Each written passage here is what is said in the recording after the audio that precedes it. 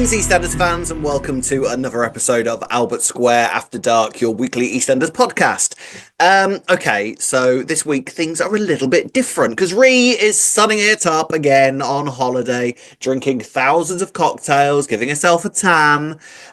So I'm on my own this week, but don't worry, Ree fans. Okay, you will still be able to hear those dulcet northern tones as me and Ree did record something before she went away, talking about the Chris Clenshaw Era. He's left the building. We could hardly let that go by without comment, could we? And there's also some other things to discuss as well, as you may well be aware. So, coming up on this week's Albert Square After Dark. After 20 years, Zoe Slater is back, but she's got secrets and a whole lot of trouble for the Slaters, and Joel's behaviour took a very sinister turn. I'll be reading your comments on Ben Wadey's first week as executive producer. Rhea and I will be taking a retrospective look at the Chris Clenshaw era, the highs, the lows, and what his era did for the show. And Soap Week approaches. You haven't heard about it? Gemma from the Conversation Street podcast will be telling us all about it and how you can get involved. So, Monday's episode. We weren't allowed to watch it early. It didn't get uploaded at 6 o'clock in the morning like it normally does. And there was a very good reason for that, because the show was attempting, thank you the Sun newspaper, to do a surprise return. Now, it was very interesting because they kind of hinted all the way through the episode that it might be Hayley coming back, you know, calling her a slapper and saying that she needed a wash, which, you know, were terms that were occasionally applied to Hayley. But all the leaks and rumours were true. Michelle Ryan, after 20 years, was back as Zoe Slater. Wow. I mean, what does this mean for the Slaters? What does this mean for Zoe? It seems that she's got quite a bit of baggage to come with her. But what did you think? Kieran Smith said, Zoe! I mean, I guessed anyway, thanks the scum. But the fact she's back after 20 years is mind-blowing. From reading the press release, it sounds like a full-time return as well. I wonder if it's Zoe and Kat running the Vic together. Yeah, I think that might be possible, Kieran. Because obviously, again, from leaks and rumours, we have an idea, spoiler siren, Nina, that Kat is going to be running the Vic. And judging by what was going on with the Knights this week, I think we might be heading towards that pretty soon. But Kat and Zoe running the Vic together. I mean, the pair of them, how long will the Vic last with those two at the helm? Honestly. They're a bit messy. Once they get all their drama started, they are a little bit messy. But it does seem to be heading in that direction. And Declan Walton has said, I actually hate the scum newspaper so much. How good would that have been had they not spoiled it? And I think, given all discussed in tonight's episode, she's definitely Joel's mother. And quite a few people jumped on that theory, me included. I do think they were sort of hinting that that might be what's going on. So how the hell would that work? Because Joel and Ross were living in Australia. We knew that Zoe had been living in Spain for quite a few years. I think around 2015, they had a conversation about Zoe and said that she was living in Spain, sort of going around. So there hasn't really been any mention that she's ever been in Australia, but that doesn't mean that it hasn't happened. It could have been that Ross and Zoe met, and then they went to Australia afterwards after Zoe did, you know, Zoe things and sort of left Joel with Ross. But I mean, how do you feel about that? Joel and Zoe. I mean, are they going to try and recreate the You Ain't My Mother thing with Joel, of all people? I mean, how would I feel about that? I mean, Joel and Zoe being mother and son together is an interesting pairing because obviously we'll talk about Joel in a minute because his behaviour got very, very odd and very, very strange and dark and scary this week. But Zoe sort of in charge of that would be interesting to say the least. But is it too much of a coincidence? Let us know in the comments. Becky L. Pickering said about Joel, the way Joel is acting, you'd think it's him with Michael Moon's blood in him, not Tommy. Props to both their actors. They are so good at their roles. I saw a TikTok from the actress playing the lady Joel sexually assaulted, and she mentioned in a comment that his actor is so sweet and they're friends now.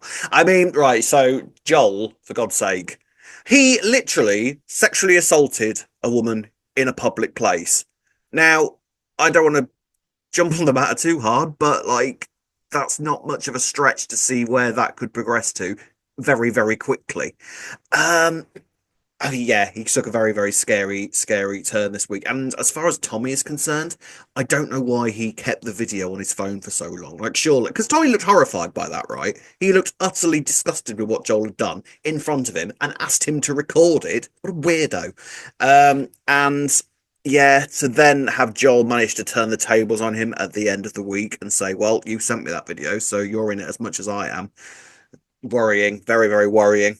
Moira Colleen Hartwell said, not at all happy with Vicky and Ross swooping in yet again to protect Joel from his sexual crimes. And Joel can keep that poor, pitiful me shtick to himself. Plenty of kids have a hard life and don't assault women because of it.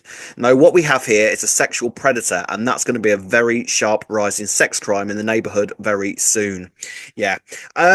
Vicky was a troubled difficult to follow Vicky this week, really, because she was utterly appalled by Joel's behaviour, obviously, but then paid off his victim to keep her quiet. I'm presuming to sort of keep Ross happy, but then had quite a triumphant moment this week when she had Joel sort of pinned up against the wall and was telling him that it could never happen again, but then was turning around to telling Tommy to keep his gob shut. So I had no idea whether I was supposed to be on Vicky's side or not this week. She's getting a bit complex.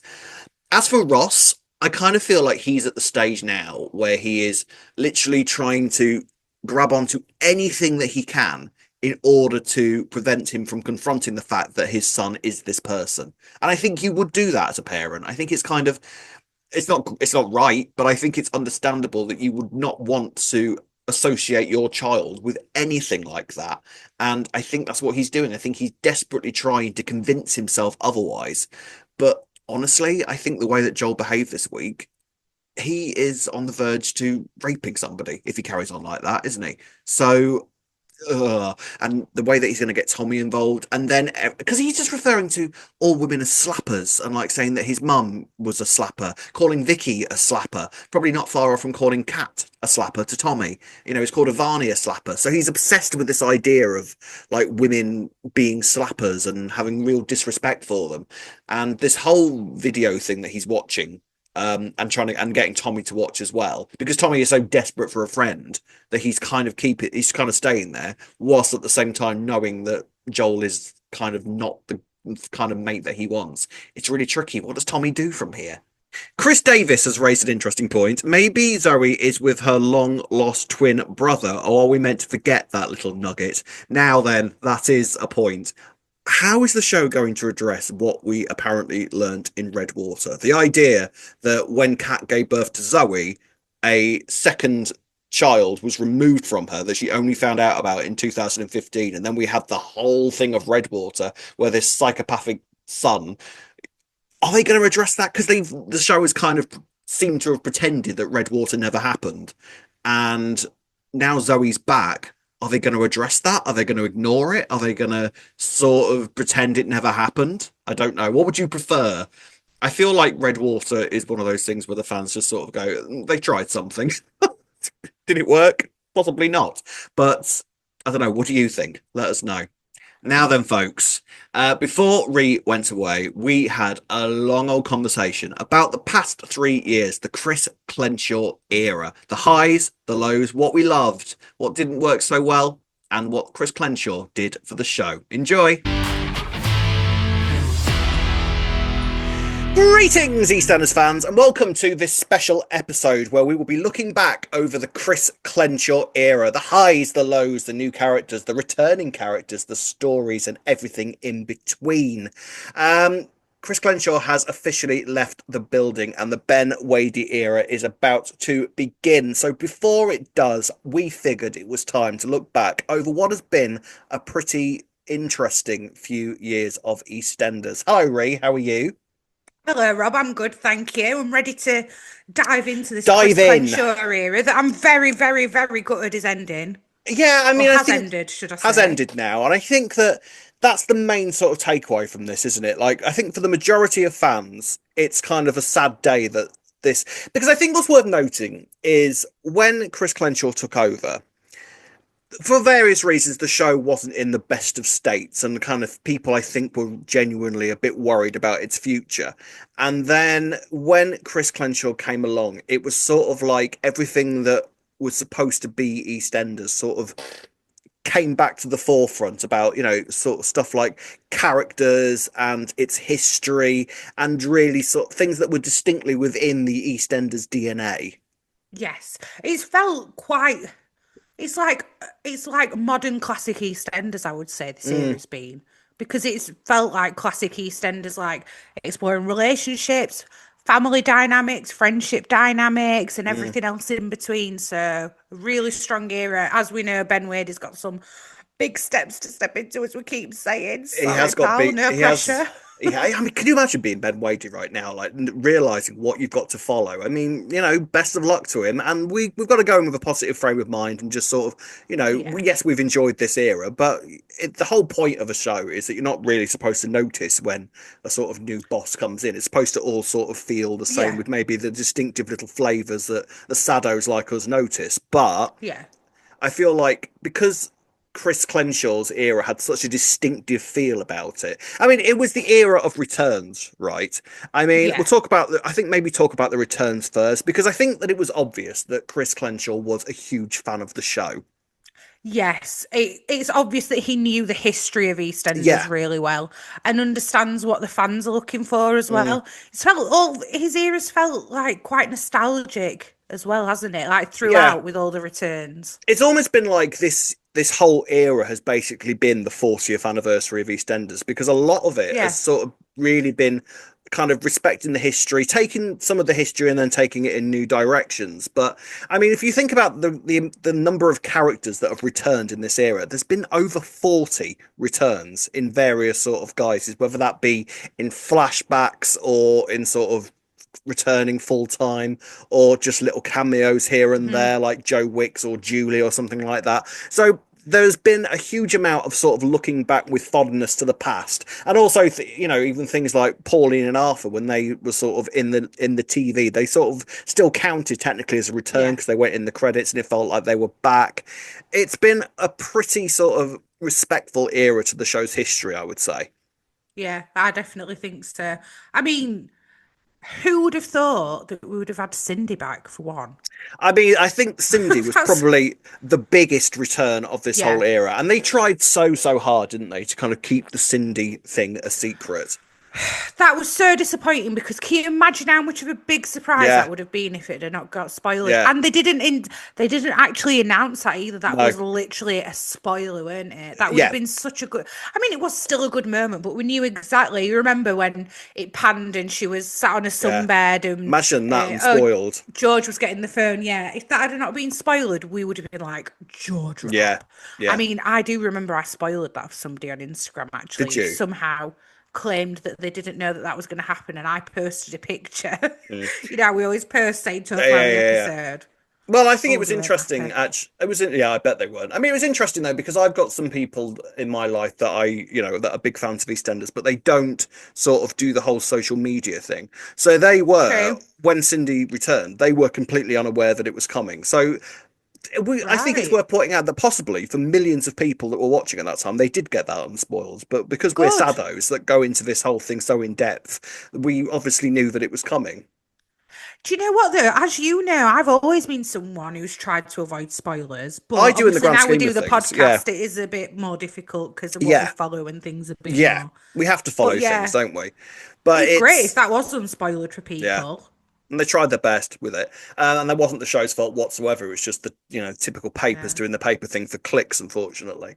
But I feel like Cindy's return was possibly the biggest one, because she came Yeah. back, from the dead. It was sort of like this era's Kathy's back from the dead sort of moment, Yes, wasn't it? definitely. And I think that Cindy was actually a kind of really good character to bring back, because with Cindy, remember, came Adam and Peter, and eventually Lauren as well, because none of Ian. them, and Ian. Yeah, Ian wasn't there when the show was. Yeah, but Ian wasn't there when the show was. No, you called him Adam. Oh, did I? Did I do? Yeah, I just did a Joe Joyner, did I? Bloody hell! yeah, that's why I'm laughing so much. All right. But anyway, Yeah, Ian. Yeah. So Ian remember, and Peter Ian wasn't and around Louis. when and Lou. Yeah, Ian wasn't around when Cindy came back. So he actually Yeah, brought the Beals back full time as well. yes, exactly. It was Which a good again, return to have done. Yeah. yeah, which again was a family that was so heavily rooted in the show's history. You sort of wonder Mhm. how the show was coping without them almost. Yeah, do you know what though? I feel the entire time that Ian wasn't there, we were constantly like, "When's Ian coming back? Yeah, Ian it needs didn't to feel come right back." without him, did it? No, it didn't, and you still had Kathy there as well. So Yeah. it was like you can't have Kathy without Ian. Kathy's I come mean, back from the dead, and Ian's gone. What's going on? I think what was interesting as well was, and this is also a kind of key point of this era, was the sort of foreplanning that was taking place. Because remember, we'd seen Ian very briefly at Dot's funeral, Yes. and he was on the phone to somebody, Hmm. and apparently everyone who was writing the show knew that was Cindy at that moment, and that was so long before Cindy even Mm. arrived. Yeah, I think everybody kind of just assumed it was Jane, amazed that I did. Ian had come back for it. And then assumed that Adam would come back whenever he wanted to, you know. Yeah, Um, and it was just sort of amazing to think that that was in the pipeline for all of that time. And the yeah. show itself felt a lot less kind of making it up as they went along, but sort of felt like a lot more pre-planning was taking place. I agree. I think this entire era's had a lot more pre-planning done, and like you can tell that they've thought things through with the details and Mm, stuff. Like, I feel, although we were just saying on last week's episode about how some of it had felt a bit out of the blue, I think yeah. the last week was maybe not the best example of that. But all the way through, everything has been really thought out. Mm. I would definitely say in this era more than any actually that I can think of. Yeah, and also, looking at some of these returns, Yeah, just to kind of come up with a few. Mo's come back. All of the yeah, big Mitchells man. came back in a flashback episode. I want to talk about the flashback episode, especially in a moment, because I feel like that was something very, very special. Managed to get Roxy Mitchell back for a moment. Fat Right. Boy as well. Yeah, yeah, All of that sort of thing. For Dot's funeral, you had Mary and Deezer. That's when a producer knows the history of the show, bringing yeah, someone like Deezer back for Dot's yeah, funeral, for God's sake. definitely. So Alfie, Yolandi has been a complete I triumph was just coming gonna back for this say, era. Again, you sort of wonder how the hell the show went on without Yolandi now, because she's been such a triumph coming back. yeah, 100 she's like the new. I mean, Yolanda's always had her place on the square, but she's like the new Dot. Yeah, Like, well, she is I really, think she isn't is she? the And new obviously, Dot she in many knew Dot ways. Yeah, well, but yeah, and I yeah, think that actually there is a lot of similarities between Dot and Yolandi. I think the only difference yeah, now is that Yolandi doesn't smoke 70 million cigarettes a day, which may be a shame. Maybe she should start. I think that would quite yeah. suit her. But yeah, over 40 returns in various guises. For special weeks, Chrissy, Mm. David, Yeah, I was and just then thinking, Chrissy. Yeah, yeah, but then also characters that were connected to them sort of made an appearance as well. So when Chrissy came back, we saw Jake Moon at the end of the yeah, week. We saw, crazy. it's just been all that. It's just been all that. When David came back, we saw Joe Wicks coming back, like making an Yeah, appearance as well. It was yeah, just all of these returns that were so deeply rooted in knowledge of the show's history yeah. that the fans can't help but kind of feel like we're in really safe hands at the moment. Mm. Yeah, I agree. We even had Dean as well coming back, and we met Yeah, Jade. yeah, Who would yeah, have thought that? Who would have thought we'd have had Dean and Jade living on the square? I yeah. definitely not. And he made it work as well. I'm kind of glad that he made it, that if you're going to bring Dean back, that we actually got, um, Linda got her, what's the word I'm looking for? Justice. Yeah, yeah, yeah, From and a all lot that. because especially the Dean thing went on. It was actually over 10 years ago when Yeah, Dean eventually came back. So really, that kind of thing, that story has been affecting Linda's character yeah, direction for all that time, and it was actually able to kind of come to a culmination at the end of the yeah, sixth storyline, wasn't it? yeah, definitely. With the old, we also had a host of new characters come in, and actually quite a lot of new characters. New families come in. We've had the Knights come in that kind of came in and take over the Vic. Now, obviously, Elaine was a previous character, but was recast to Harriet Thorpe. Nah. I always class her as a new character, even though I know she was technically a return but recast. I would say that it is difficult to kind of think of a recast as anything other than a new character with a previous Yeah, character's history, because yeah. it's all about the portrayal of the character, isn't it? Yeah, definitely. And it's just like Johnny, isn't it, as well? Yeah, Like talking of which, he's yeah. completely different now. Another character that was brought back, recast, but it's just been there's been a sort of lot of that, and I think that's quite a heavy thing in soaps at the moment. Like recasting previous characters wasn't a thing once upon a time, and now it happens quite a No, lot. Yeah, it's quite the norm, isn't it, these days? Yeah, I know I've gone on about it, but it took me so long to get used to Martin when Ginny and yeah, Spy came in. But it works now because I think because we're kind of, I don't know if desensitized is the word to it, but we're not that bothered these days unless it was a major character. Like you couldn't have recast Cindy, like and bring no. her back. You couldn't have brought Cindy back from the dead and it'd be a different actress. That wouldn't No, have I mean, I worked. think there's some characters that you sort of like if they're not gonna if the actor doesn't want to come Yeah. back, then you just don't bring that character back. I think Michelle was kind of proof of I that. was just thinking that. I was just thinking, Michelle, because I were actually thinking, yeah, imagine Sharon's gone away now in Australia. She comes back and it's not Letitia Dean. We'd be like, come on, we're not having that. Exactly, it would be ridiculous. Mm, But so the Knights came in. We had George, yes. Anna, and Gina arrive, and that Hmm. sort of gave Linda a new sort of direction because obviously one of the first things that Chris Clenshaw had to do when he arrived was to get rid of Mick because Danny Yeah. Dyer decided to leave. And it was sort of leading into Clemence's first Christmas. So I think Christmases have been his forte. They've been amazing as Christmases. He's had three Christmases, and I think all three of them have been pretty blockbuster.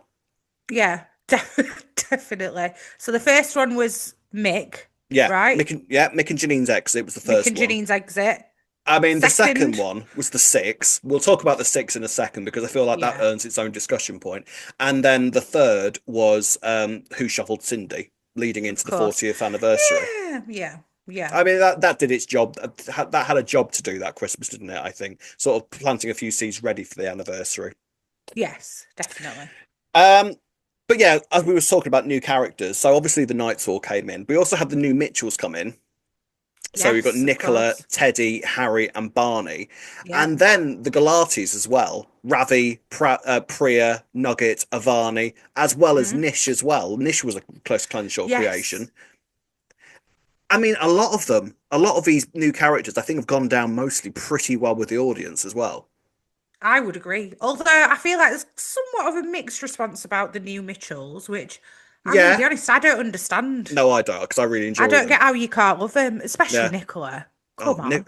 I feel like Nicola is pretty much loved. I think a lot of people really, really, really like Nicola. I've seen people say otherwise, Well, that's their problem. and I agree. That Yeah, sounds like a you problem, pal, yeah, because the rest of absolutely. us, Absolutely. The rest of us see sense. yes, I mean, I think she's fantastic. And I feel like it's been a very big thing that it's Nicola and Priya, especially, I think have been some of the most popular additions to the square in recent yes, years. That very much, I think, is very much rooted in your traditional view of women in soap, because they're mm, both two great female characters. yeah, Elements of I agree. camp, elements of iconic, but they've also got played by bloody good actors who can do drama They're and also comedy. baddies as well in ways in the Yeah, well, one more so than the other one, well, you it was could say. interesting that we kind of thought Priya was going to go down the Nicola route when she first arrived, and now Priya Yes. has kind of softened a little bit, and Nicola's kind of the hard-faced cow of the square now, isn't she? Well, there's time for Nicola to get softened yet, Rob. Come I on. feel like she's going to struggle to. I feel like they're going to struggle to soften Nicola. They'll find a way though, they always do. I mean, she'll still be an hard nut, don't get me wrong, Yeah, but they'll soften her somehow, I think, along the way. We also, a major one, yeah, Reese. yeah. So Reese, he came in at Dot's funeral first of all, and Yes. again, again, it was sort of one of those things that you sort of look at and you kind of think, right, he's a cotton. So again, it's sort of looking back at some of the history of the show. But for me, Reese was a character of very much two halves. Like when he came in, I absolutely loved Reese, and then they sort of Yes. took him down a very different direction. And to me, How wrong were we about Reese? I know we tried our best to defend Reese all the way through, didn't we? Yeah, we tried our best. Everyone was like, no, he's a wrong, and we were like, Yeah. no, you just No, don't understand him. He's brilliant. you're too quick I to still judge. guess, honestly, though, he suits that role. Like, I feel like now Yeah. Reese is gone. The role that we sort of viewed Reese as is maybe Mm. like what Nigel is kind of now. Obviously, without the dementia Without side, the but dementia side, yeah, yeah. It's a shame, really. But yeah, there's another return, Nigel. Who'd have thought that Nigel will be back on the square at any point? never in a million years, especially in the capacity that he's in, bless him. Like, that were Yeah, quite genius, though, as well. Like you say, though, about how everything's thought through. They Mm, really thought all that through. They knew the journey Phil was going to go on, and now it's becoming that Phil's going to be Nigel's carer. Like everything is just thought through so much. It's not just yeah. let's bring Nigel back and we don't know where we're going to go with him, and then we don't Mm. know how that's going to affect Phil. They've got it all planned out, haven't they? This has been this era though. It's always been, I think, sort of looking at the characters and thinking what storylines go with that character, rather Yes. than pulling a storyline idea out of a hat and then pulling another character out of And the put it hat and into a putting them two character, yeah. together. Which Like Cat and Phil when they first got married. it did feel like that, but then they saw by the time They that did Cat and Phil work. I broke up, know. I was sort of a bit gutted about it because I I quite liked know. them together. Which throughout the whole of the Cat and Phil thing, I was sort of like, none of this should be working, and yet I'm quite enjoying them. I know, I agree. But now that they're not together, I don't mind her back with Alfie, even though Yeah, I actually, if you'd have asked me maybe this time last year, I'd have been like, yeah, please don't put her back with Alfie. But now yeah, it's like you said, they're like they are the Ross and Rachel, aren't they, of yeah. Albert Square? They're always going to be together, like Phil and Sharon in a way as well. Yeah. Like you sort of think you'd love to see the Mm, characters go in different directions, but at the same time, it's sort of like well, they do work together as well. I don't think it is going to be Phil and Sharon. I think it might be Phil and another certain soon-to-be ex-pub landlady. Mm, And we I don't mean Elaine either. No, we shall see how that goes. Mm, So talking of storylines, let's talk about yes. some of the biggest storylines that have kicked off around the Clenshaw era. And I think you can't go very far into a discussion about storylines of this era without discussing the six. It's by far, I actually dare say it's been one of my favourite, if not the, I Mhm. would Or want to the say. highlight of this era for you is it the six Yeah, storyline? I mean, the idea of it. So you do a flash forward to 10 months in the future, where and the idea of the show basically then is that we're going to show you the run up to that and why that has happened, and then you will any questions you have about what is happening in that scene will be answered by Christmas Day. The idea of that is perfect. insane. All right, like there's so It's many things. genius. It is genius, and it was so cleverly done. But there are so many things that could go wrong in the run up to that. So actually, it was quite brave to do it. Yeah, it was like, I think you mentioned it as well. Imagine if Lacey Turner had got pregnant a year earlier. I mean, yeah, like, but that sort of thing can happen. You don't Yeah. know about something might happen with an actor, Hmm. or something might happen True. which means that the storyline has to change completely, which completely wrecks something that you've got in the pipeline for later. So actually, Hmm. it's a really risky thing. But my God, did it pay off? It captured people at the time when I think it really, really needed to. It grabbed I people think back to EastEnders again. And I think it got everybody talking. Mm, Like for the entire build up, I feel like more people were talking about EastEnders, like because everyone was so intrigued. And then everybody watches for Christmas Day, and then it's the whole thing of what do I need to know before Christmas Day? Well, why don't I show you an episode? Here yeah, we go. We saw a bit of it in February, and this is what we're yeah, waiting to find out the answers to on Christmas Day. It got people talking then who don't normally watch EastEnders because of yeah, it. But I just think it was so genius because something, I don't know when I read this, it was years ago, about, when you rewatch a TV show or rewatch a film that you've already seen before, yeah, the reason that you do it is because you've already seen the ending and you actually enjoy seeing the build up to it. That's why people rewatch things over and over. yeah, So yeah, that's why I think Chris Clenshaw were a genius in showing us the ending. It's like reading the last page of a book, isn't it? mm, First, and then being yeah, like, how did they get there? yeah. Then you kind of actually you want to read the rest of the book first because you're like, how on earth have they got there? What happened Yeah. here? And what a better scene to do that with than six women in different coloured dresses I having mean, this potentially is killed somebody in the Queen Vic on exactly, Christmas Day. exactly who's the body going to be and which one of these women did it. And I mean, I think the dresses as well was actually such a key component of it. It was a Yes. genius marketing ploy, wasn't it? Like it was so visually distinctive. Like you Yes. saw any of those women in those colors and you sort of knew exactly what the show was talking about. You knew Yep. it, and the way that it just twisted the viewers' kind of brains into trying to work everything out. Like the show hasn't done this to us since the Lucy story. Yes. Agreed. Yeah. And the fans were absolutely obsessed with trying to work out which woman it was going to be. And then it turned out that each woman would have a man attached to them for their sake of the story. So it Yes. was going to be one of these women is going to kill one of these men. So how does it all happen? The six dresses were beautiful, and the way that those women sort of wore those different colors throughout the year, relating to different parts of the Yeah. storyline, it drove me insane by the end because I remember watching. I think somebody was wearing red on one of the Christmas Day something on a completely unrelated program, and my brain just literally went, she's wearing Stacey Red. What does that mean? It was just so all encompassing, and it just was so much fun. And the thing is as well, yes, there was some serious issues involved in the story. You had Denise's mental health. You had sort of the throwback to Denise, to Linda being raped, and but alcoholism. There was alcoholism. So there was some serious sort of issues-based stuff in it. But on the whole, actually, it was just campy soap fun. You get 6 of your most iconic women, you stick them in a different coloured dress, and you just let them do their thing. And my God, did it work! And you say, "Who done it?" Who done it? Let yeah. Everyone try and figure it out for 10 months. And then even the aftermath there, like the episode afterwards where they were trying to hide the body. Yeah, you could argue that some of that was a little bit too funny, to be fair, because of what they were actually doing. So funny. It was funny. Because I think it had very much set the tone of it from the start. So it's kind of like, this is going to be fun, all right? You're going to enjoy this. Yes, there's going to be serious moments in it as well. Because also you have the Suki and Nish domestic violence route of it as well. So there were some serious dramatic points involved in it. But I think from the outset, because you had such an iconic promo picture of all the smoke and all the sort of the women in their dresses, you knew what sort of vibe the show was going for at that moment. Yeah. So when it came to some of the sillier moments in the aftermath, I don't think we minded too much because we kind of were along for the ride at that point. But then they didn't continue it on being that silly. Then they were quite deep with it. Like we say, like Denise went through her mental health stuff with it.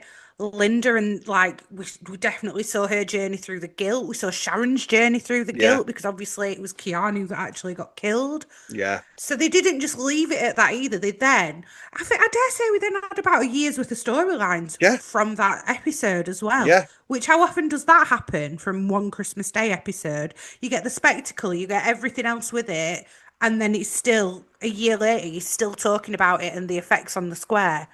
Dare say we're not now, though, because we did say, I feel like at some points when we were recording the podcast at the time, we were like, oh, well, we're talking about this forever, Keanu being buried under the calf, and I feel like we have kind of all forgotten it. Like, we've moved on from it now, yeah. Well, I got a little glimpse of Linda reminiscing somewhat about it last week when she was saying to Elaine, like, oh, you'll not be able to live with yourself if you keep this secret in. And we're like, oh, yeah, she's talking from experience there, Elaine. But, one night stand and murdering someone might be a little bit different, Linda. A little bit different. But what was interesting, I think, when we found out the answers on Christmas Day, after so much build-up, one of the most worrying things is it going to stick the landing? Like, you've flown high. Like, the audience are absolutely fascinated and gripped by this story, trying to work out everything.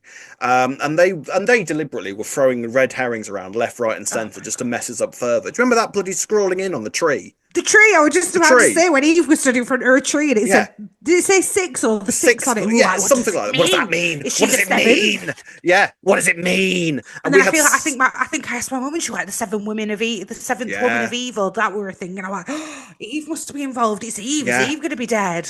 Yeah, I mean, I don't think they even predicted how mad the fans were going to go for that story, did they? And it was, and they grabbed that success and ran with it. Like when they did the NTAs and made the girls all dress up in their dresses for the NTAs that night that EastEnders won it. It was a fantastic moment because it felt like EastEnders was back, didn't it? Yes, definitely. It really did. So the 6 storyline was amazing. What other sort of storylines have been your highlight during this era? Oh, I'm going to actually say I think the 6 was my favourite. Do you know another one that I think worked? George's baby farming story. I loved that so much, and I actually that storyline produced my favourite episode of this era.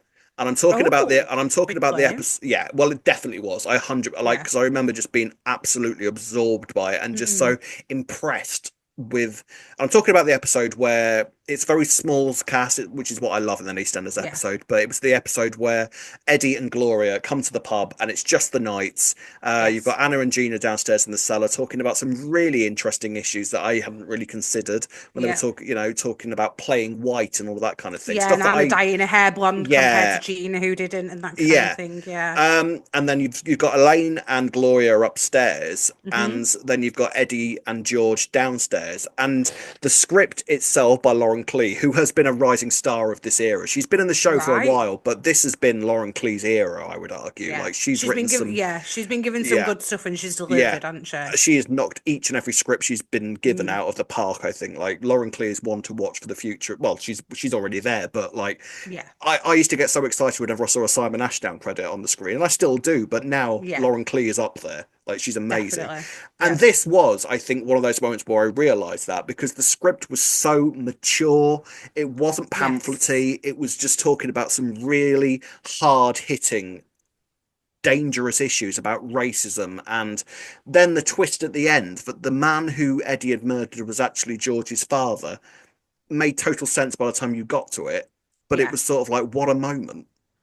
Yeah. And that Gloria was in on it as well. I mean, Well, Gloria and Eddie, two of the best kind of guest castings the show has had in many a year. Like yes. both of them were phenomenal.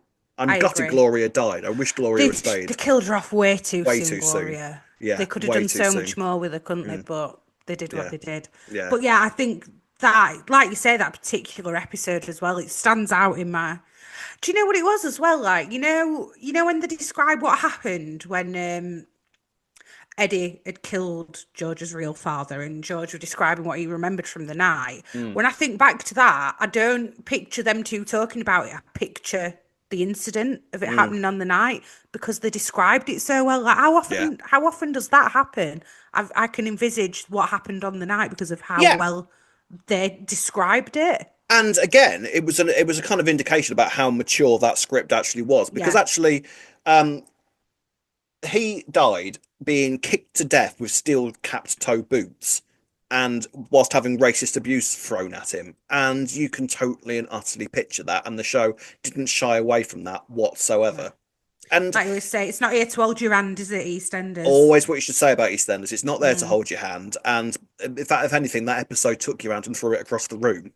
Yeah, definitely. In Yeah. fact, I think Eddie did that to George's at one Yeah, he point. did. Yeah. That episode was great, and I think really cemented for me, like, okay, that, Yeah. like, I mean, you got someone like Colin Salmon coming in, who's a fantastic actor, Mm. who's done so much stuff outside of EastEnders, and it's sort of like we've got Colin Salmon in charge of the Vic now. That's good. That's Do you know what? When we were talking about new characters introduced, I don't feel like we mentioned him enough because George mm, has been a great addition actually to yeah, EastEnders. Feels like he's been here for years and years. mm. Like, And in the fact, the connection, entire Night family, to be yeah, honest. and the connection with Cindy as well, I think Yeah. worked incredibly well, didn't it? Yeah. Yeah, it really did. At first, I was like, oh, what a coincidence. They've all moved to Albert Yeah, Square. But you know what? They have, and it works. We're yeah, here for get it. over it. Yeah, like Mm, it's been a lot of fun.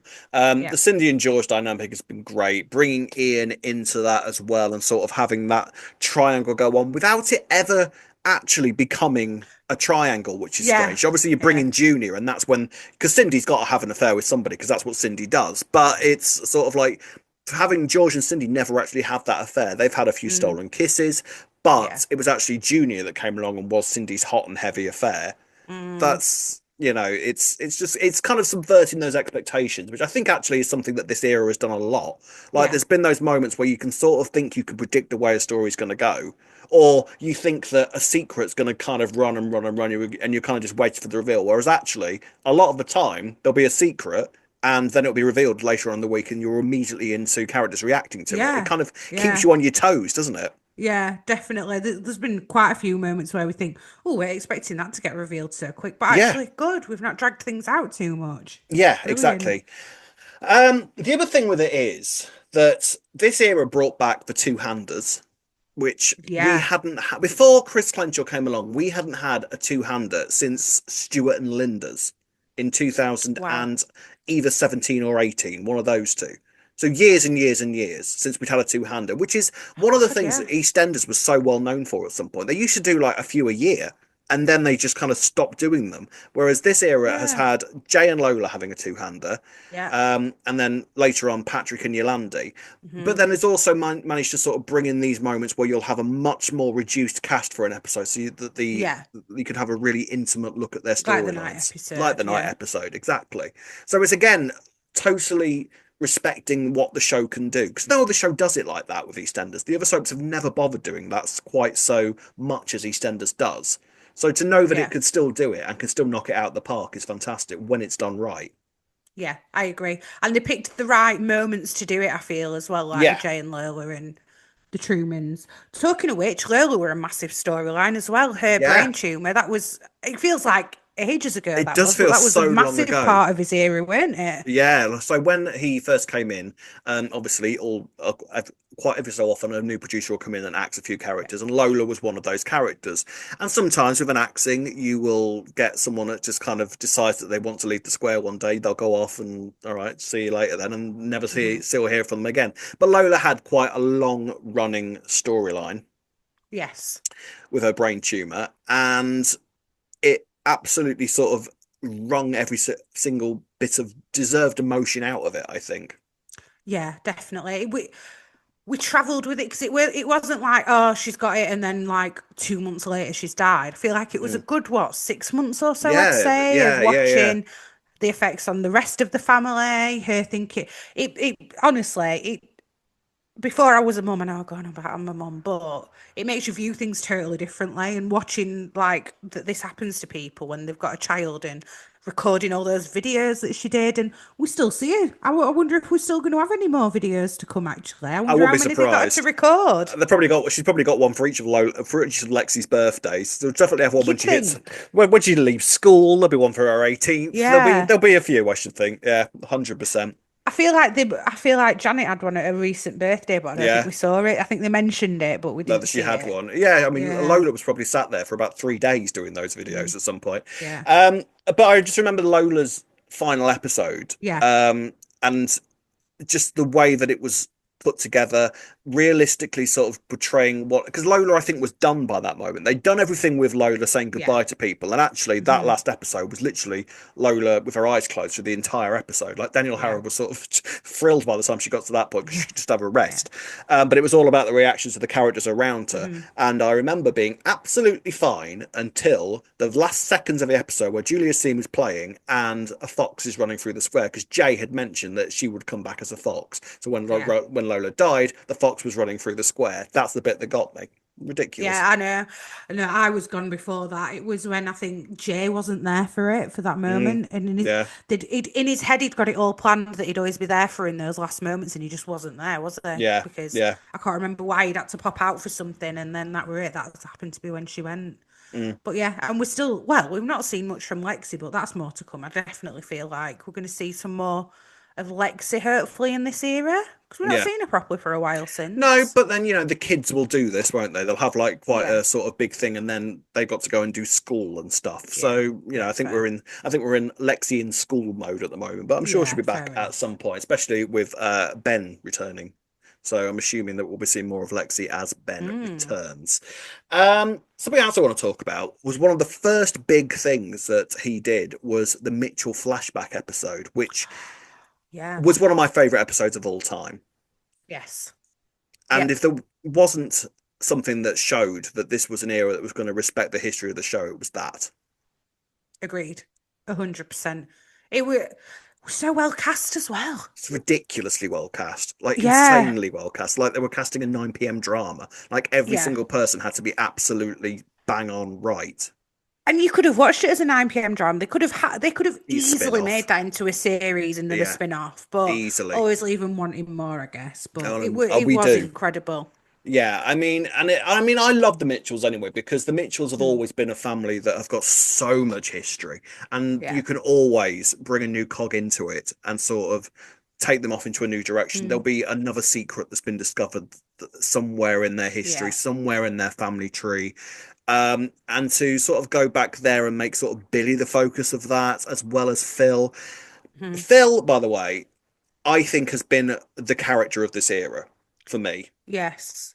Yes. Well, at some points I do remember us saying Phil's not doing an awful lot, Mm. and then all of a sudden he was doing an awful An lot. awful lot, yeah.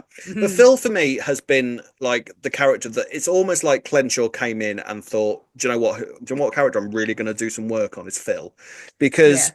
before this era, I feel like Phil was a bit cliched and would do sort of you'd have angry Phil doing his 8 routine, walking around with a baseball bat and just sort of being a bit of an old man gangster. Whereas actually, there has to be a moment where you sort of look at Phil and think you need to sort of calm down, because I feel like you would. And actually, Yeah.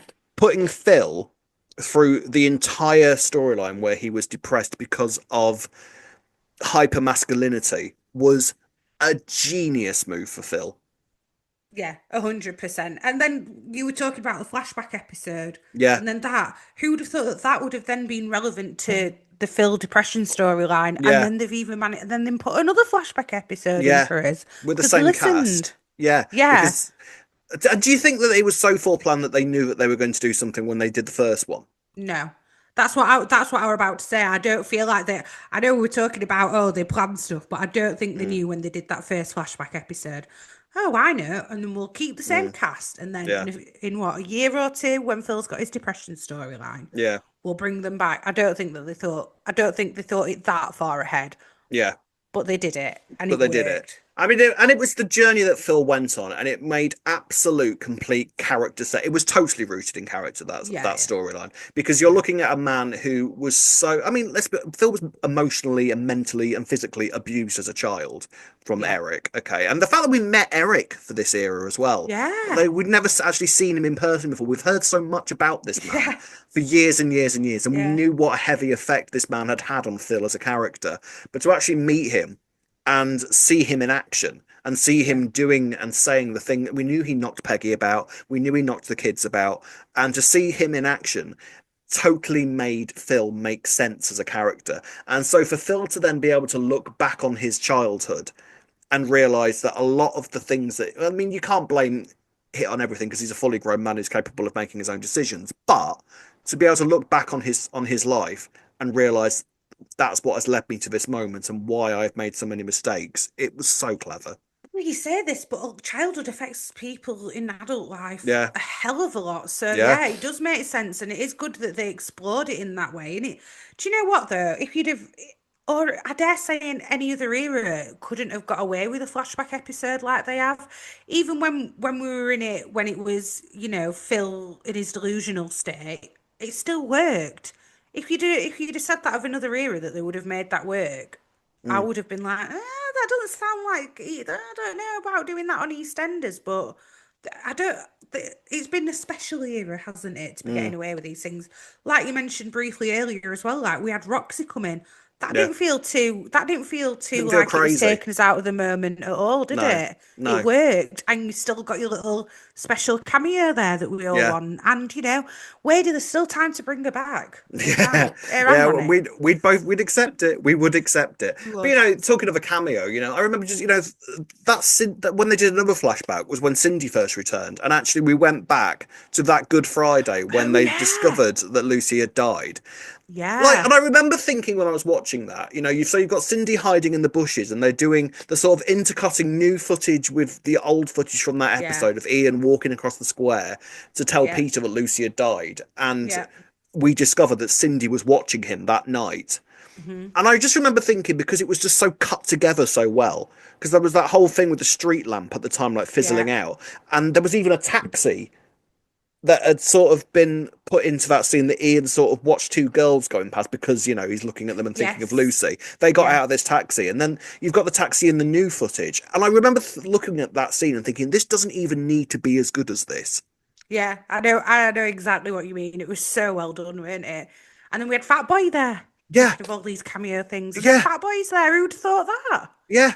Just again, a lot of it I feel like wasn't it didn't need to be there, but it was put there purely because because the fans would enjoy it. Yeah, yeah. It was very well thought out, Mm, very well thought out, that entire episode.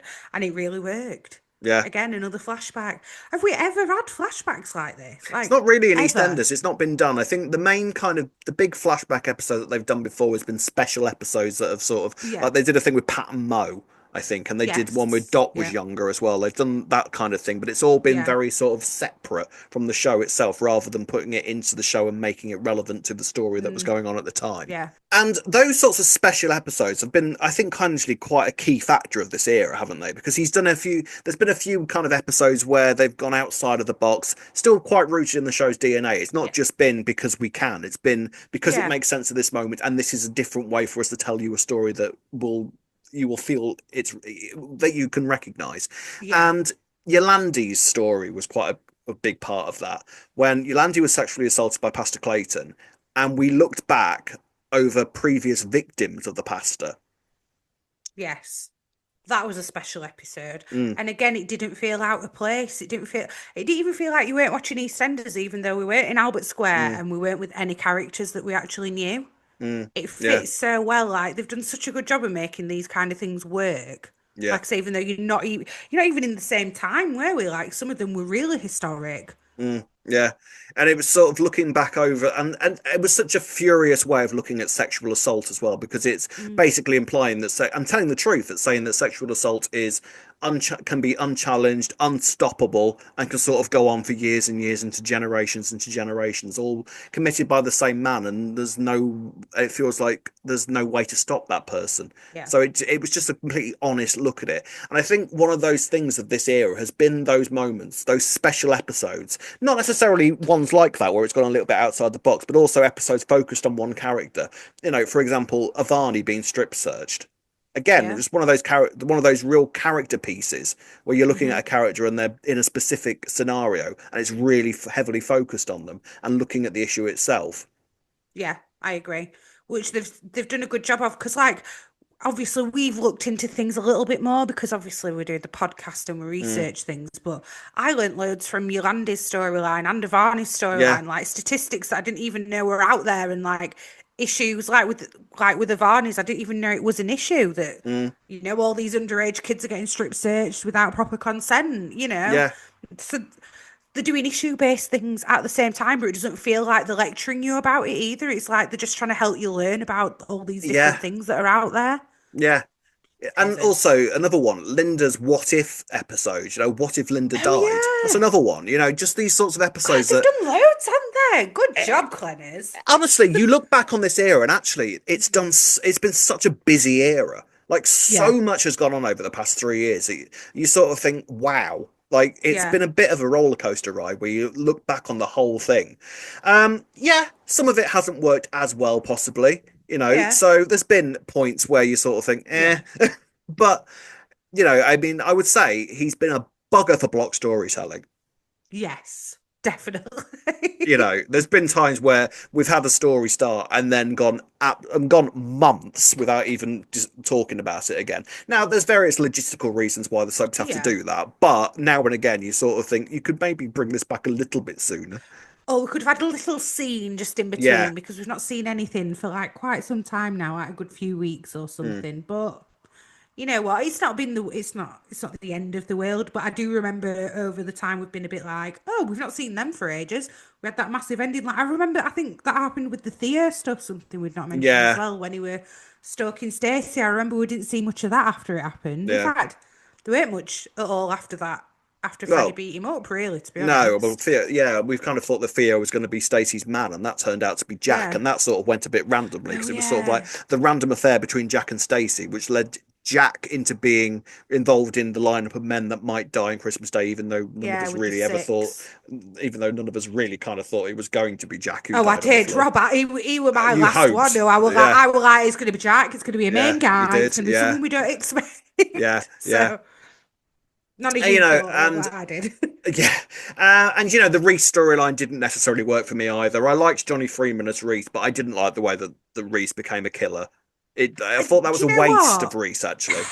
I agree, but we eventually accepted it. But I think that is more to do with our hopes for Reese's character Yeah, and how true. we felt about Reese, because everyone else had already seen it coming, and we were like, no, but there's this nice side to it. Like we liked him being that character that we were perceiving him as, Mm, but clearly he was never that character from the start, Rob, because mm, we true. we had goggles on when it came We to did. Reese, didn't Absolute we? rose Both tinted of us. goggles for Reese. Like, we Yeah, were both like, all of you were talking rubbish. You need to calm down and let Reese live. Honestly, let him be this quirky little human being that yeah. goes. Because I had Reese down as the Roy Cropper of Roy Walford. Cropper. I was just I thinking that as you were really saying did. it. Yeah, I really, really did. I thought that he was going to just come in and be this quirky guy that sort of has to sort of learn how to live properly in Albert yeah. Square. And he was just going to be kind of really sweet and endearing. And that was going to be Reese's story, when in fact his story turned into him suffocating his wife with a pillow as she was in the Yeah. angelic Debbie. who the most beautiful, angelic, smiling victim of murder there's ever been. Even when she was on the mortuary table, she looked glorious and smiling, didn't she? Yeah, didn't she just? Well, Yeah, all that private healthcare that you were paying for were clearly working wonders for her, weren't it? exactly. I remember at the time Lily's pregnancy I'm was a just bit, thinking that. yeah, it was a bit hmm contentious for a few people. What do you think of that? I'm still not keen on it. Like, I feel like it kind of works now. Like, she's got Charlie XCX. We've all accepted it. Her and Ricky are these young parents. I just don't feel like a character even now needed that. Mm, I don't. I feel like we could have explored Lily without her being a young mum. I don't mm, know. It's just a bit. It's a bit like, oh look, teen mum, yeah, always done on a soap kind of thing. Oh look, it's Stacey's daughter. mm, I'm still not overly keen on it, but I don't hate it. Like, mm, it's here, it happened. But yeah, at the time, I remember being a bit like rolling my eyes, like, oh, here we mm. go, been done But before, kind of thing. But do you know what I would say it does about happen. it does happen, and actually talking about the young cast on EastEnders at the minute, Mm. I feel like actually the young cast that we've got at the minute are actually some of the strongest young characters that I can see in soap at the moment. I agree, and you can see a lot of them. Like, we're gonna watch them grow up, and their Yeah, characters can remain on the square as well, and still have quite a big part on the square. So yeah, I hope that we don't lose some of them, but a lot, in life, that does happen, of course. mm, But it feels like we've been on a journey with them like the past few years, doesn't it? And yeah, they have along the way, they have had good storylines. I mean, in fairness, did I like Lily becoming pregnant? No, but they've done well showing it, and like the yeah, storyline moved well with it, if you know what I yeah, mean, and and the I think character development. yeah, absolutely. And I think now that we're into, I mean, what we should also discuss is the 40th anniversary, of course, which was a There's huge so much in this centerpiece. era. I Yeah, think we've discussed everything, and then on top of you everything, just we chuck in mentioned the something 40th else. anniversary, which was a huge spectacle, right? Yes. Live episode. By that point, we're kind of like, oh, live episode in this era, we're in completely safe hands. Everything's going to be fine. And it was, yes, the killing of Martin, I think, has riled a few people up. I'm Yeah. kind of over it now, though. I've got to be honest. I was bereft when it happened, but I'm sort of like, okay. Yeah, Martin's gone. I guess that, yeah, yeah. It's not the end of the world, but also it was, quite a major character. It was, Like, but I feel like those big anniversaries, that's when you're going to lose people like that. yeah, You yeah. wouldn't, no offense to him, but you wouldn't kill off Felix on the 40th anniversary, for example, would you? No, it wouldn't have the same effect at all, would it? No. I So mean, you, but then if you killed somebody like Phil, that might be too extreme. oh, far too much, yeah. So you've got to sort Yeah, of tread that line very carefully, and maybe yeah, to some, because he was in the show in some fact, Pauline was pregnant with Martin in the very first episode of the show. yeah. So you kind of think, is it too far to kill off Martin? But if the actor wants to leave, and Martin would never have left the square by choice because all his family were around him. So what are He you did leave at supposed to one do? point, though, to be fair. I think to go around the corner, we were led to believe on a Yeah, different but market.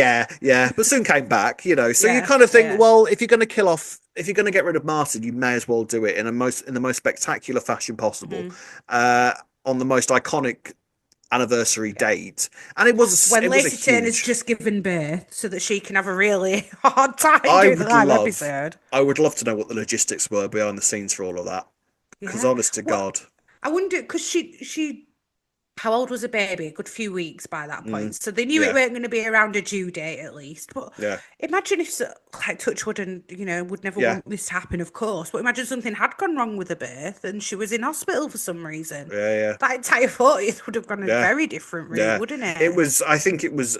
I think we were in slightly sort of uneven territory as to, we need this to go absolutely perfectly, and Yeah. fortunately, it did. And Lacey Turner was phenomenal in that live episode, wasn't she? She Like, deserved an Oscar for that episode. I'm sorry. And I'm going to say that forever. well, talking of awards, what this era has done is absolutely rake in the awards. So it's worth saying that the soap awards, even though ITV kind of cancelled one year for reasons that which people can draw their own Unknown. for reasons that people can draw their own conclusions from. But in the British Soap Awards, the two award ceremonies that have been within this era, EastEnders has won every single public voted award. It's won two BAFTAs and an NTA for best soap. That's not, Soz. but I think it's fair to say, even if people have had some problems with some points of this era, on the whole, I think it's gone pretty bloody well. Yes. I would agree. And the awards say so too. Yeah. So, in conclusion, who has been your favourite new character brought in this era? Oh, you had to go a new character, didn't you? Because I've been trying to think about this. Because I think I know who my best return is, but my Who's your new best? Okay, so who? character. I think it's Cindy was your best Yeah, return. Yeah, obviously. yeah. I Although would say there have been there have been others as well because I am a big fan of Bianca. Let's not forget yes, we Bianca mentioned was her back as coming well. back, Yeah, yeah. and Yolandi as well for that matter. But Yolandi, it's got to be Cindy for all drama she's brought and how she's been camp it was when amazing. she returned. What about Yeah, you for your I best would return? I would say Yolandi. I mean, I love Cindy Okay, with all my heart, but I would yeah, say Yolandi has been just an absolute kind of triumph to return. Angela Winter, unfortunately, didn't get as many awards as she deserved to for her portrayal of Yolandi during the sexual I assault know. storyline, but she is phenomenal, and I'm so pleased that Yolandi is back because Patrick and Yolandi are fantastic together. Yeah, yeah. Cindy returning obviously was amazing. What about your favourite new character though? Do you know what? Because I'd not even considered them new, which I've not really been thinking of it, but it's got to be Ravi. I Surely, thought you I'm a might. big fan of Ravi. I think Ravi's been an absolute triumph, to be honest, because Yeah, he's played incredibly. Aaron Tiara is yeah, amazing for a start, yeah. but Ravi is actually so layered and so complicated. Yes, And I've got yes. to be honest, I think there's elements of Grant in Ravi. Yeah, I can see that. I can see that. I think he's a bit softer though. I He think is a he's bit been softened softer, a lot sooner. yeah, but I can see there's sort of those bad boy Mm, elements where you kind of can't quite predict what Ravi's going to do. yes. Yeah, yeah. I don't Given the just fact and he's killed two of his father figures in well, his life. right. But with Ravi as well has come his family as well. So Nugget, I think, came around a similar time to Ravi, and he's been a I great addition to the love square, as Nugget we so know. We much. love Nugget. We're big We Nugget love stands. Nugget. Yeah, But then alongside Nugget, we've had Priya and Avani again. I love yeah. them too because I was in my head as well. I'm like, oh, I do And like Priya Nicola. as well, but I don't feel like oh, and Nicola. I don't feel like we've seen. I still don't feel like we've seen enough of Priya though. I feel like we No. still need more Priya. So you're going to say Ravi for your favorite new Yes, character? sorry, Yeah, Ravi. yeah.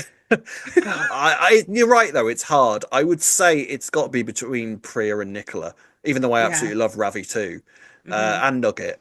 Um, do you know what I don't know. I might say Priya, but I don't 100% mean Ooh, it. Just because there's reasons that I love all these new characters I for know what very you're different saying. reasons. Yeah, yeah. I think But if Priya had been given more, you would be a yeah, hundred hundred percent Priya, percent. but Yeah. she's just not been given enough. I think in terms of the storylines that have been Even given though to she's amazing. characters, you've got to either say George or Ravi then in that case, haven't you? Yeah, do you know what? I was even debating George actually, Mm, but Ravi for me. I've yeah, always enjoyed Ravi. I love yeah. Ravi and everything about Ravi. As And much as do you know I, what? yeah, go on, Sorry, I'm going to say, do you know something I don't agree with there? go on. Right? I think the worst mistake, and I'm going to say it right now, Hmm. the worst mistake of Chris Clenshaw's era Yeah. was letting the public decide who Denise should have gone with. But yes, I agree that that choice was a disaster, but that isn't the show's fault because I feel like actually what that's given us is the Ravi and Priya thing, which I think actually is True. 10 times better than Ravi and Denise would have been. You could have still had Ravi and Denise, and then him end up with Priya anyway. Mm, We could have just had that nice bit of drama that we yeah. love That along choice the was not, way. I guarantee that choice was not about Denise. That choice was about Ravi more than anything Have else. we learned nothing about letting the public vote for I know. things? Come on, Clenners. The Sorry, but Brexit of that is my EastEnders. that's my only gripe about this era. It's Fair my enough. biggest gripe. Fair Yeah. enough. But on the whole, I think, gold star to Chris Clenshaw. Gold I star to mean, Chris Clenshaw, yeah, yeah. the absolute, it cannot be understated how much he saved the show, I think. Hmm. The show is now Literally. in, whatever your thoughts on some of the storylines and some, we loved them for the most part. It's been an absolute treat to do a podcast throughout this entire era. Yes. And Great I've time for been, me to join. right. I mean, I've been here for this entire era in sort of when I was doing Walford Weekly with Alex Mhm. before. So I've been here from the cradle to the grave of this era, and I've loved every second of it. I really, really have. It's been made with such care and such love and such respect for the show's history. And now we are at the dawn of a new era as Ben Wadey steps into the breach. We're nervous, but I feel like that's a good Yeah, thing because the show's in yeah. such a good state at the moment that we're nervous about what might happen next. Nerves aren't necessarily a bad thing at this stage. Just shows that you care, Rob. Exactly. So, those were our thoughts on the Chris Clenshaw era. We wish him well for the future. Let us know in the comment section what your favourite moments from the past era have been. Some of your least favourite moments, maybe. Stick them in the comment section below. Finally, this week, ladies and gentlemen, Soap Week. You may have heard about it, you may not have heard about it, but you're about to hear about it because I had a conversation with Gemma from Conversation Street about something that she has created that to bring soap fans from all around the world together. Unfortunately, her video wasn't working during this conversation, but you can hear her. So here is Gemma talking about Soap Week. So, ladies and gentlemen, we have a special guest on the podcast. Please welcome Gemma from Conversation Street. Hi, Gemma. How are you? Hello. Thanks for having me on. Absolute Good to pleasure. talk to you again. Yeah, and you. So me and Gemma properly met at the Soap Awards, didn't we? Yeah, that's right. It's the first time I met you, but always I feel like people through the podcast, I feel like I've known them for years. So I was like, Yeah. oh, it's Rob, yay. Yeah, and it's so weird because I'd heard your voice for so many years when I was like a full-on Coronation Street fan, but then I started doing this, and you got to stick with your loyalties, haven't you? Yeah, you have to pick one. Yeah, exactly. So, I mean, Conversation Street's been running for years now, hasn't it? Like, are you close to 10 years, over 10 years? I think we're in our 13th. It's 2012 that we started. Wow. So, and we're on episode 685 is going to be the weekend. So we've been doing it for a bit now. That's mental because we're only on it. This is only episode 110 that we're on, and we feel like we've been doing this for years and years and years. Yeah, I know. Well, you've been going a couple of years now, but it doesn't take you long, I don't think, to really get into the swing of what you're doing.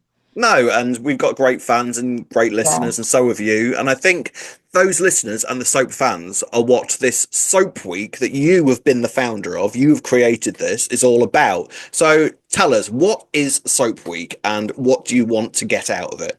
Right, so Soap Week is a very special celebration. And actually, you were the first person I told about this. Yeah.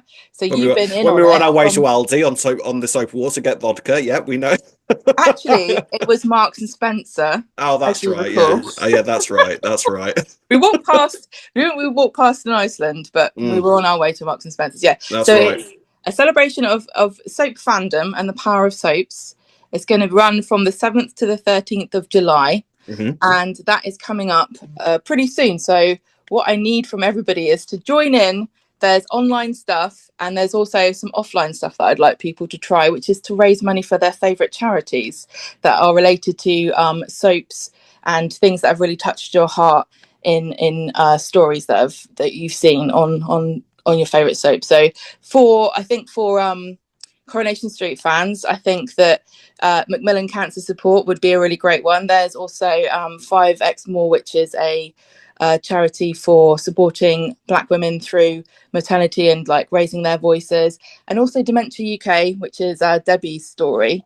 Yeah. And we were talking, weren't we, about what kind of charities EastEnders fans might like to support, because you were saying Samaritans and Calm. Yeah, so Phil Mitchell has just been going through quite a lengthy mental health storyline and talking specifically about men and mental health, and there is lots of charities that kind of support that, so Calm and Samaritans and everything. We've also got a dementia storyline happening at the moment, so that would be a great thing to sort of bring us together and sort of talk about dementia and the soap fans coming together, so that would all really work. But the soaps are known, aren't they, for their work with charities in order to get their storylines as accurate and sort of as sensitive and realistic as possible, aren't they? Yeah, exactly. And I think that I really want this to be a way of kind of proving that soap fans like can cause positive change in the world. We watch these things, and I know that loads of us are really moved by the stories and we're motivated to. Some of us will do charity stuff. I know I've seen people like Sally Ann Matthews led a bunch of fans doing a walk for the RNLI. I think that Peter Ash has done a lot for M&D charities, and people support that and join in. But what I wanted was to create a focal point for everybody to sort of to rally around and like prove that soaps aren't just something that we whack on and forget about when it's finished. Yeah, we engage with the stories on a really kind of human level, and the soaps do so much work, and the actors I know get really passionate about the causes that they represent, and I just wanted to, I don't know, put us on the map as people that care. But it's not just about charity. I mean, that's the thing I'd really hope that if you want to join in, really think about if there's something that you could do, like if it's like hosting a soap quiz night with your mates, or doing a sponsored walk, or maybe you could just donate directly to a charity, or maybe even like bake cookies and cakes. But there's also other stuff that you can do online, because each day has a different theme that you can join in on. Mm-hmm. So we've got enjoy, like Throwback Thursday, I think, where you can talk about your favourite moments that you remember. I think the tram crash for Corrie fans is going to be something that might come up. Yeah, I mean, what you guys have had so many memories coming up because of your 40th anniversary this year. Yeah, absolutely. I mean, we as in, because I'm in charge of EastEnders, as I should be, yes. Gemma, And that's tell you what, never put the fans in charge of a soap. So I don't think it would end well. But yeah, EastEnders has really been sort of looking back on its own history this year. Obviously in the run up to the 40th anniversary, and we've had so many huge moments sort of echoed back to. So, and I know that the Corrie fans specifically and the EastEnders fans love looking back on classic episodes and classic clips and talking about, those days where, what their first Corrie or EastEnders storyline was when they were growing up, when they realised that they were becoming a fan of these shows. It's really, really kind of quite a moment, I think, when you start becoming attached to these shows, because they grab you and then you never go away again, really. Yeah, exactly. Yeah, so Monday the 7th of July, that's Meet Me Monday. We've nice. Come up with different names for each of the days. So that is when you share like how I became a soap fan, and your earliest memory and your family traditions of watching it, and show off if you've got any merch and things like that. That would be a cool thing. And every time you share online, if you use the hashtag Soap Week, then we can all follow along. That's a nice easy hashtag. Yep. And then Tuesday we've got this Tony Warren Day, and that is why the celebration is taking place in July, because Tony Warren was born on the 8th of July, and I think he is, the father of soaps in this country. So I thought it'd be really nice to pay tribute to him, and that is talking about vintage and classic episodes and sharing quotes and things about what your favorite soap means to you. And then you've got Wicked Wednesday, which is the 9th of July, where you talk about your favorite soap villain. And I think that we've all got one of those. We've got a huge plethora to choose from, I think, between us, haven't we? And then Throwback Thursday is just sharing scenes that you really remember, and tributes to characters that aren't in the show anymore, maybe because they've died. Like the villains, quite a lot of them are dead, I think. And then Foodie Friday, I think that EastEnders fans might want to try Jean's sausage surprise on that day.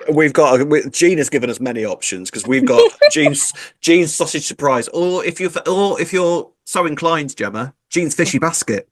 Now, I heard rumour of this fishy basket. And I'll be perfectly honest with you, Gemma. None of us are quite sure what goes into Jean's fishy basket, but it'll be nice to find out. But obviously, Coronation Street has got Betty's hot pot. Now, that was a secret recipe, wasn't it?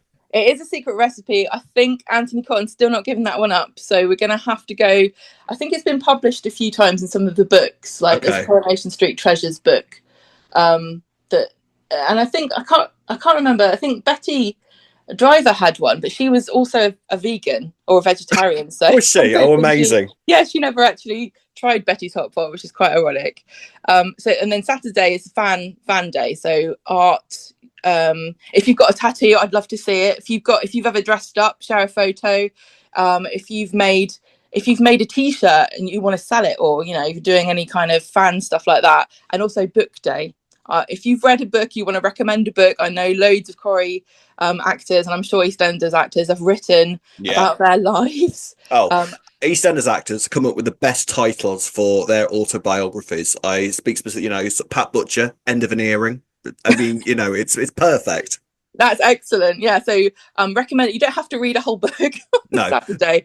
Just recommend a book, or say, share a title that you want to try. That would be fun. And then finale is Super Soap Sunday, where we're going to have a pub quiz. Nice. And hopefully people can join in that. And also make your own party. Have your friends over. Make them watch an episode of your favourite soap, because it's not just EastEnders and Corrie. It's any soap. It's International Soap Week, so I'm opening it to everybody. But I fully admit I'm a bit rusty on all the other soaps, so that's why I need all the fans of the other soaps to join in and kind of everyone become a community. It was really when I went to the Soap Awards and Coronation Street didn't get any awards that I thought maybe we should be more communal and share the love a bit more. Oh, I see. So all of this is to get Coronation Street more awards. Is that what you're telling me? Yeah, that would be good, wouldn't it? Oh, get off my podcast. Go on, get off. You guys had such a great night, though. Yeah, we did have. EastEnders had a very, very good night at the Soap Awards. It was quite gratifying to see. But you're hoping this is going to become an annual event? I'd love to make this annual. I have put my money where my mouth is, and I've paid for 3 years of this website domain. Soap-week.com is where you can find all the stuff. So I really hope. I mean, I'm out some cash if it doesn't work, to be honest with you. So you guys have got to help me. I think the soap fans can be relied upon to get some of this moving. So where can people find you, Gemma? Soap-week.com, and I've also got Soap Week Time on Instagram and Twitter. We are Conversation Street. You can find us. We'll be talking about this in our podcast and posting about it. But also quite fun. This is like an exclusive for you because we've decided what we're going to do for our charity fundraiser, and we're going to do a pilgrimage walk from the old set of Coronation Street and Key Street in Manchester. We're going to walk from there all the way to Media City on the 12th of July, and people are welcome to come and join us if they want to walk along with us. We're going to be raising money for Dementia UK for the lovely Debbie Webster. Fantastic. That sounds brilliant. So listen and learn, everybody. Go to Conversation Street, go to the Soap Week website and see how you can get involved with this week's Soap Week. Gemma, it's been lovely speaking to you. Thank you so much for coming on. When Rhea's back from holiday, we must do a crossover Conversation Street, Albert Square After Dark special episode at some point. Yeah, I'd love to do that. Thank you. That would be great. Thank you very much, Gemma. Thank you. That's it, ladies and gentlemen. Thank you very much for watching. Thank you very much for listening. Rhea will be back next week and we will be having a full-on discussion, as we would normally would, about this week's episodes and, of course, next week's episodes too. Until then, you can get in touch with us by doing the following. You can find us on Facebook at Albert Square After Dark, on Twitter and Instagram at E20 After Dark. Do email us at e20afterdarkpodcast@gmail.com. Give us a like, give us a follow, and if you'd like to buy us a coffee, you can find us on buymeacoffee.com/E20 After Dark. That's it from me. We will see you next week. Until then, it's goodbye from me and goodbye from Rhea. See you next week. Goodbye.